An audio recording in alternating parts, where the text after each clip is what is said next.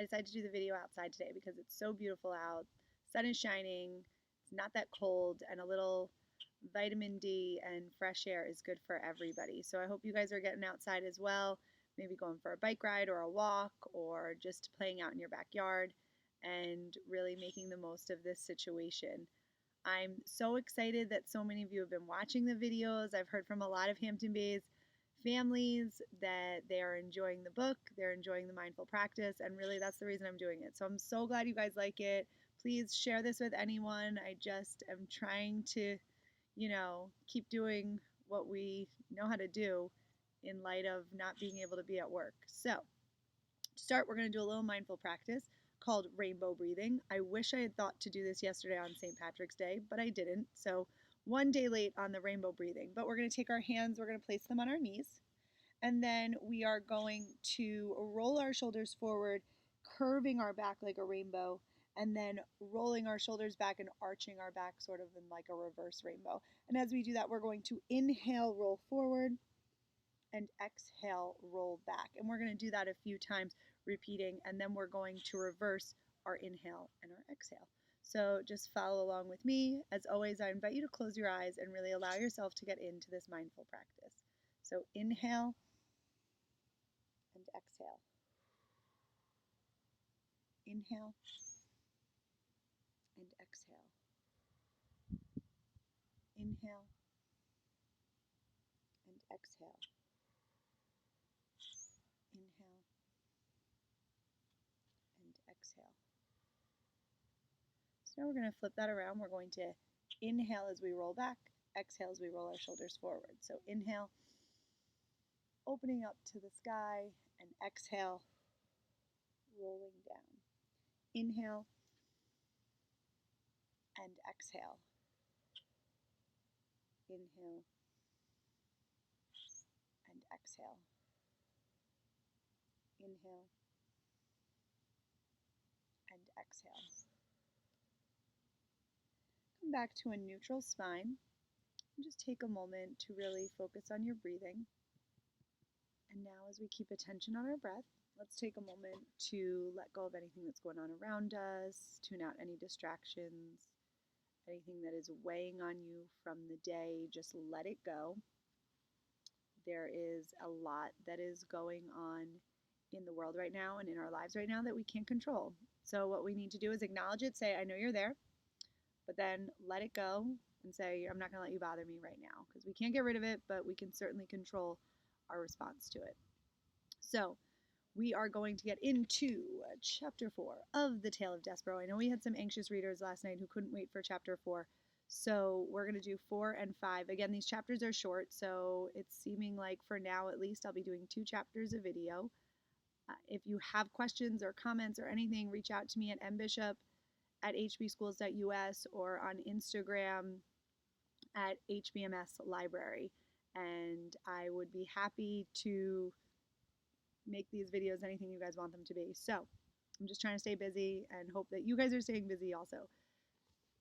Anyway, let's get right into chapter 4, Enter the P.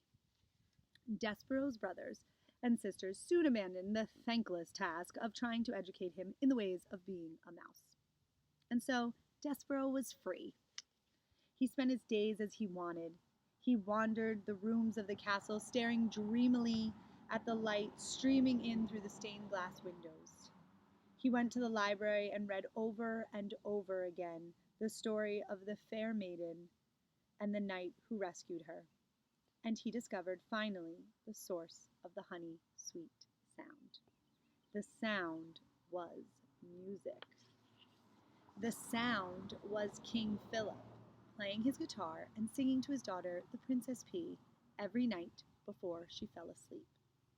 Hidden in a hole in the wall of the princess's bedroom, the mouse listened with all his heart. The sound of the king's music made Despereaux's soul grow large and light inside of him. Oh, he said, it sounds like heaven, and it smells like honey. He stuck his left ear out of the hole in the wall so that he could hear the music better. And then he stuck his right ear out so that he could hear it better still. And it wasn't too long before one paw was out, followed by his other paw. And then, without any real planning on Despereaux's part, the whole of him was on display, all in an effort to get closer to the music. Now, while Despereaux did not indulge in many of the normal behaviors of mice, he did adhere to the one most basic and elemental of all mice rules. Do not ever, under any circumstances, reveal yourself to humans. But the music made him lose his head and act against the few small mouse instincts that he was in possession of. And because of this, he revealed himself, and in no time at all, he was spied by the sharp-eyed Princess P. "Oh, Papa," she said, "look, a mouse." The king stopped singing. He squinted. The king was nearsighted. That is, anything that was not right in front of his eyes was very difficult for him to see. "Where?" said the king. "There," said the princess, and she pointed. "That, my dear, is not a mouse, it's a bug. It is much too small to be a mouse." No, it's a mouse." "A bug," said the king, who liked to be right. "A mouse," said the pea, who knew she was right. As for Despereaux, he was beginning to realize that he had made a very grave error. He trembled, he shook, he sneezed, he considered fainting. "He's frightened," said the pea. "Look, he's so afraid he's shaking. I think he was listening to the music. Play something, Papa." "A king play music for a bug?" King Philip wrinkled his forehead. "Is that proper, do you think? Wouldn't that make this into some kind of topsy-turvy, wrong-headed world if a king played music for a bug?" "Papa, I told you, he's a mouse," said the pea. "Please." "Well, if it will make you happy, I, the king, will play music for a bug." "A mouse," corrected the pea. The king adjusted his heavy gold crown. He cleared his throat, he strummed the guitar, and started to sing a song about stardust. The song was as sweet as light shining through stained glass windows, as captivating as the story in a book. Despereaux forgot all his fear. He only wanted to hear the music. He crept closer and then closer still until, reader, he was sitting right at the foot of the king. So I think I can think of a few teachers who would really love this chapter, like my buddy Mrs. Mazer, who's always talking about the joy that music brings to our students, and all our other amazing music teachers in Hampton Bays. So I think we will get into chapter 5, but let's keep a mental note that we should all listen to our favorite song when we're done with this and spread a little cheer as we listen to the music. Chapter 5. What Furlough Saw. And now remember, Furlough is Despereaux's brother. The Princess P looked down at Despereaux. She smiled at him.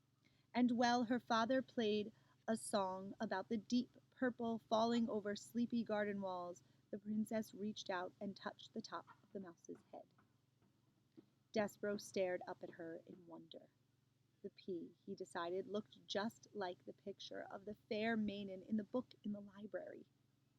The princess smiled at Despereaux again, and this time Despereaux smiled back. And then something incredible happened.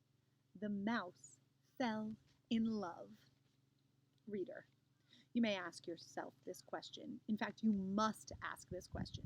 Is it ridiculous for a very small, sickly, big-eared mouse to fall in love with a beautiful human princess named P? The answer is yes, of course it's ridiculous. Love is ridiculous. But love is also wonderful and powerful, and Despereaux's love for the Princess P would prove in time to be all these things: powerful, wonderful, and ridiculous. "You're so sweet," said the princess to Despereaux. "You're so tiny." As Despereaux looked up at her adoringly, Furlough happened to scurry past the princess's room, moving his head left to right, left, back, and forth.